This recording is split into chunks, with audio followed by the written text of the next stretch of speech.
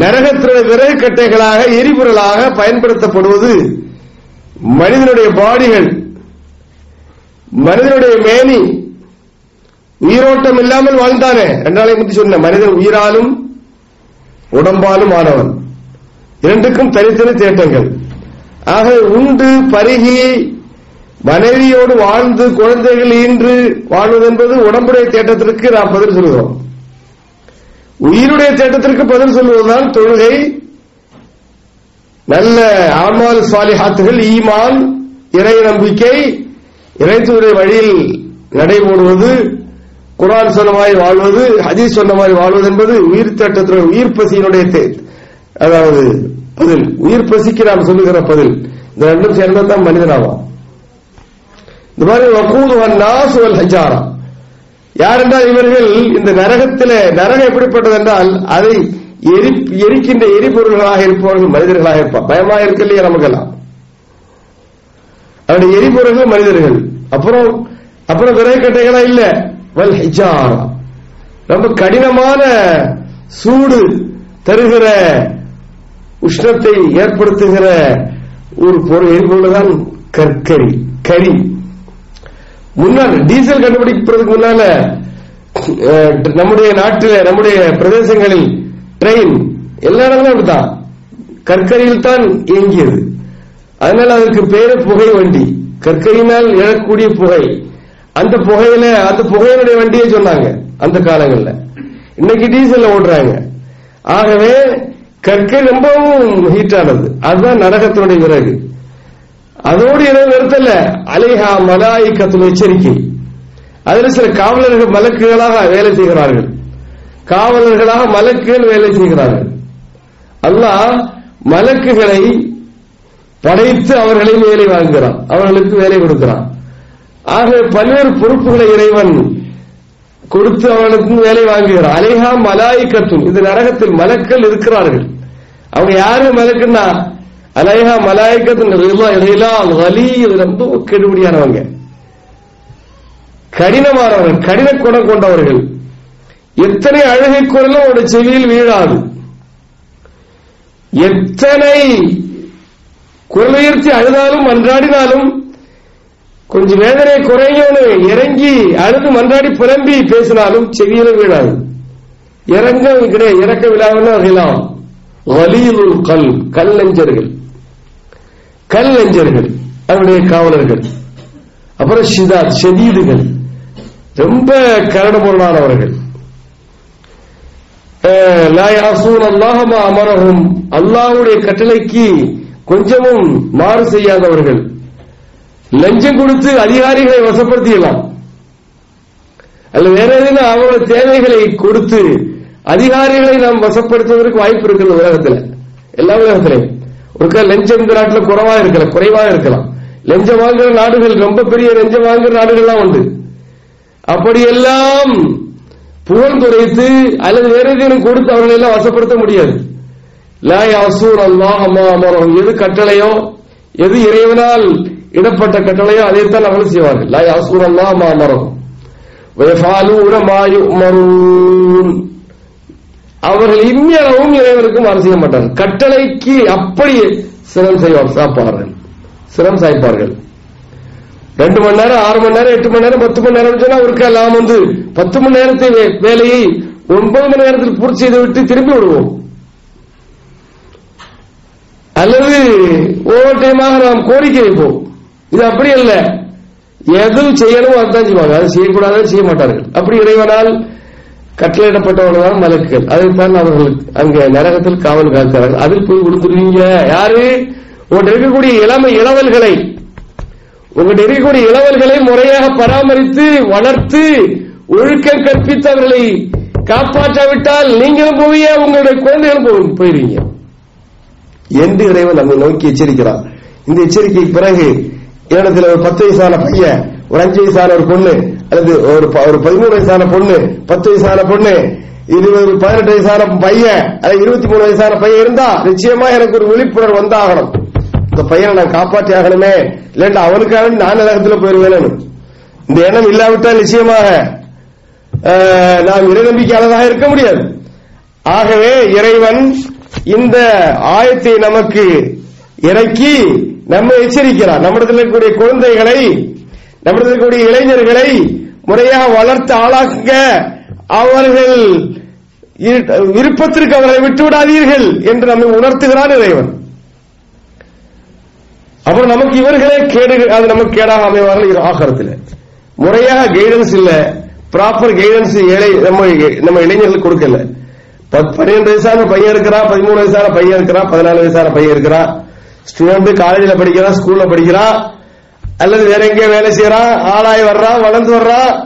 இவனை நாம் கண்காணிக்க விட்டால், இவனுக்கு பின்னால் நம்முடைய சிந்தனைகளை செலுத்தாவிட்டால் இவன் கெட்டு போயிடுவான்.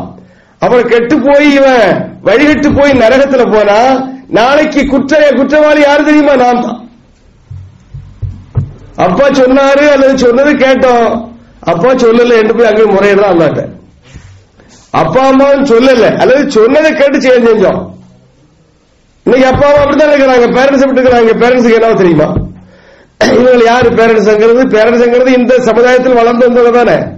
இஸ்லாமிய மார்க்கத்தினுடைய சட்டத்திட்டங்களையும் அல்லாஹ்வை பயந்தும் வாழ்ந்த பக்தர்களா பேரண்ட்ஸ்கள்.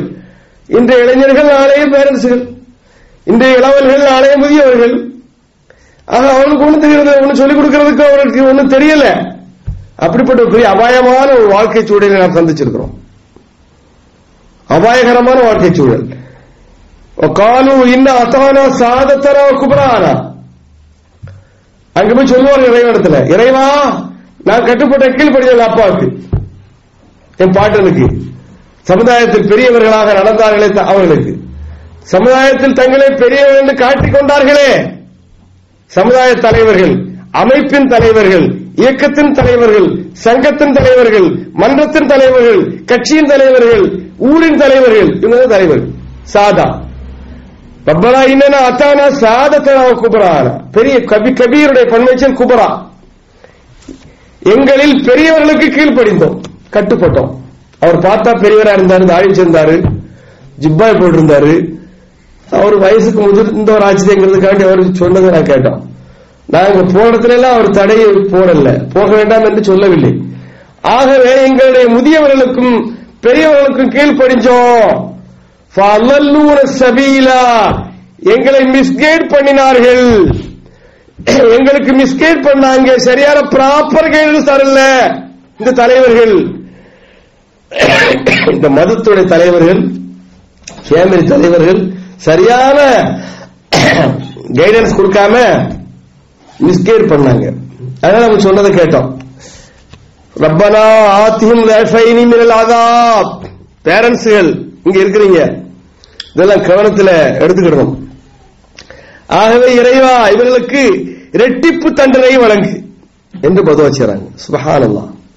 நான் பெற்று ஆளாக்கி சுமந்து, அம்மாவா இருந்தால் சுமந்து பெற்று ஆளாக்கி பாலூட்டி தாளாட்டி பாராட்டி செல்லம் கொடுத்து கண் விழித்து அத்தனை கோரிக்கைகளை நிறைவேற்றி வளர்த்து விட்ட இந்த தம்பி இன்னைக்கு எனக்கு எதிராக குரல் கொடுக்கிறான் அல்லாஹ்க்கு முன்னால. ஃபலல்லூன சபீலா, எங்களை வழிகெடுத்து விட்டாங்க. அப்போ வழிகெடுக்கிறது பேரண்ட்ஸ் உடைய பொறுப்பு அல்லங்கிறது இதுல தெரியுது. பேரண்ட்ஸ் சரியான வழிகாட்டுதலை பிள்ளைகளுக்கு கொடுக்க வேண்டும். சரியான வழிகாட்டுதல், ப்ராப்பர் கைடன்ஸ். தம்பிங்க வா, காலையில் எத்தனை மணிக்கு எந்திரி, தொழப்போ, ஸ்கூலுக்கு போ, ஒழுக்கமா நட, ஒழுக்க கேட்டுல போயிடாத, அல்லாஹ் சொன்ன மாதிரி வாழு, குர்ஆனை வாசி, சிந்தி, இறைத்தூதர் சொன்ன மாதிரி நட என்ற கைடன்ஸ். 16 வயசுக்கு பிறகு கைடன்ஸே கொடுக்க கூடாது இந்த நாட்டில். மனித உரிமை ஆர்வலர்களுடைய விருப்பப்படி 16 வயசாயிட்டா அப்பா இல்லையா? 16 வயசாயிட்டானா இவர் இளைஞனுக்கு அவரை பெற்றெடுத்தவர் அப்பா இல்லையா? வேற யாரு? அம்மா பெற்றெடுத்த தாய் அம்மா இல்லையா? தாயினுடைய கைடன்ஸுக்கு 16 வயசு யார் நிர்ணயித்தார்? 16 வயசுக்கு பிறகு அவருடைய விருப்பத்தை இப்படி விட்டுருங்கன்னு சொன்னது யாரு? இங்க இருக்கக்கூடிய நம்ம யூகே எல்லாம் கேள்விப்படுற குற்ற பின்னணிகள் கொண்ட இளைஞர்கள் அத்தனை பேருமே 16 வயசுக்கு முந்தியவர்கள். சுபஹானல்லாஹ். அல்லது அந்த ஏஜில் உள்ளவர்கள், குற்றப்பிரணி கொண்டவர்கள். வர்ஜீனியா டெக்னிக்கல் யூனிவர்சிட்டின்னு ஒரு யூனிவர்சிட்டி இருக்கிறது எங்க ஸ்டேட்ஸ்ல. ஒரு சில காலங்களுக்கு முன்னால நாம எல்லாம் பத்திரிகை படிச்ச தகவல், ஒரு கொரியன் ஸ்டூடெண்ட் இருக்கிற கென்ன தூக்கி படப்படப்படா தன்னுடைய காதலையும் அவருடைய அருகில் இருந்த அத்தனை பேரும் சுட்டுக் கொண்டு போட்டான். 33 பேர் செத்தார்கள், பலர்கள் காயமடைந்தார்கள். ஒரு வகுப்பு அறையில் இருக்கிற ஒரு ஸ்டூடெண்ட். எங்க அமெரிக்கா எங்க பயங்கரவாதத்தை குறைத்தது அல்லது ஒழித்தது? பயங்கரவாதத்தை பெருக்கியது நாட்டில். அமெரிக்கா ஆப்கானிஸ்தான்ல ஈராக்கிலே படையெடுக்கல நிச்சயமா கொஞ்சம் குறைஞ்சிருக்கும். பயங்கரவாதத்தை குறைத்திருப்பான் அவர் படையெடுக்காவிட்டால். ஆப்கானிஸ்தான உசாமா பின் லேடன் அவனை அழிக்கிறதுக்காக படையெடுத்தது, அங்கே சத்தாம் ஹுசைனை அழிக்கிறதுக்காக படையெடுத்தார்கள். கடைசியில் என்ன ஆச்சு? அவர்கள் எத்தனை ஆயிரம் லட்சங்களை கொன்று குவித்தார்கள். இதனால இதுக்கு முன்னால் நான் ஒருக்கா பயங்கரவாத இஸ்லாம் என்கிற தலைப்பில் சொல்லி இருக்கிறேன். பயங்கரவாதம் என்பது எதனால் உருவாகிறது என்றால், அதாவது கொடுமை இழைக்கப்பட்டவன் நீதி வழங்கப்படாவிட்டால் அவன் பயங்கரவாதியை மாறினான். கொடுமை இழைக்கப்பட்டவன், அக்கிரமம் இழைக்கப்பட்டவன், அவனுக்கு முறையா நீதி கிடைக்கலன்னா அவன் பயங்கரவாதியா மாறினான். குடும்ப கூடாது, நிச்சயமா அப்படி மாறக்கூடாது. பயங்கரவாதி யாருமே ஆகக்கூடாது. எந்த கொடுமை இழைக்கப்பட்டவன் பயங்கரவாதி ஆகணுங்கிறது அது மனித இயல்பாக இருக்கிறது. ஆகவே அங்கெல்லாம் போகல. அன்புக்குரிய சகோதர சகோதரிகளே, நமக்கு எதிராக அவர்கள் பதுவா செய்வார்கள் அல்லாஹ்வுக்கு முன்னால். அப்புறம் வல்ஆன்ஹும் லஅனன் கபீரா, அஹ்ஸாப் சூரத்துல் அஹ்ஸாபுடைய 168வது வசனத்தை பாருங்க. இறைவா இவர்களை சபிச்சு நாசமாக்கிரு.